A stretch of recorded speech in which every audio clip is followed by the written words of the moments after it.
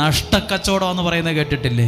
അല്ല, നഷ്ടക്കച്ചവടമൊന്നുമല്ല. ചിലരൊക്കെ ആവേശത്തിൽ പറയും, എനിക്ക് ഇതിനൊക്കെ എവിടാ സമയം, എനിക്ക് നേരെ നിൽക്കാൻ പോലും സമയമില്ല, പിന്നെയാണോ എനിക്ക് ഇതൊന്നും പറ്റത്തില്ല കേട്ടോ, എനിക്ക് ഭയങ്കര ബിസിയാണ്. എന്ത് ബിസിയാന്നാ ഈ പറയുന്നത്? ജീവിതത്തിന് ആവശ്യമായ നന്മകളില്ലാതെ, അനുഗ്രഹമില്ലാതെ ഓടിയതും നേടിയതും ഒക്കെ നഷ്ടമായി പോകും. ചിലപ്പോൾ ദൈവത്തെ കൂട്ടുപിടിക്കാതെ ഓടിയിട്ട് ഇന്ന് മെച്ചോ ഇല്ല, മിച്ചോ ഇല്ല, കടവല്ലാതൊന്നില്ല. ദൈവം നിനക്കെല്ലാം നൽകും.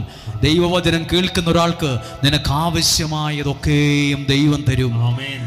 കടലിൽ മീൻ പിടിക്കാൻ പോയപ്പോ അവർക്ക് വറുത്തു തിന്നാനും കറി വെക്കാനുമുള്ള 4, 3, 7 മീനിനെ കൊടുത്തു എന്നല്ല പറഞ്ഞത്.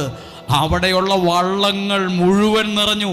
അതിനകത്ത് എഴുതിയിട്ടുണ്ട്, അവർ കൂട്ടുകാരെയൊക്കെ ആങ്ങിങ്ങാണിച്ച് വിളിച്ചു ഇവിടെ വരാൻ പറഞ്ഞു. മറ്റുള്ളവർക്ക് കൂടി കൊടുക്കാൻ പാകത്തിന് ദൈവം ചിലപ്പോൾ നിന്റെ കയ്യിൽ വലിയ നന്മകൾ ഏൽപ്പിക്കും. മറ്റുള്ളവർക്ക് ഉദാരമായി കൊടുക്കാൻ പോലും നിന്റെ കയ്യിൽ